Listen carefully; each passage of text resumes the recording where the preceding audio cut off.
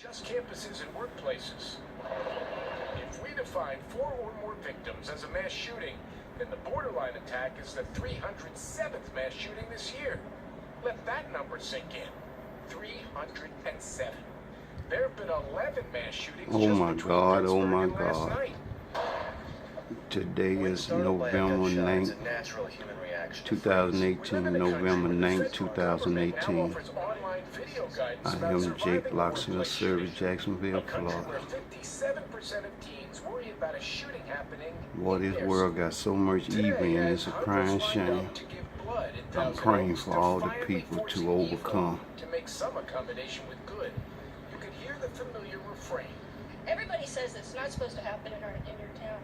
Be frustrated, angry, Mass or shooting, despairing that mass it shooting does. all over the world, Just mass don't any shooting longer. in Thousand Be Oaks, surprised. California. Jim Axor on CBS News, New York. That is the overnight news for this Friday. For some of you, the news continues. For others, check back later for the morning news and CBS This Morning. From Thousand Oaks, California, I'm Jeff Glore.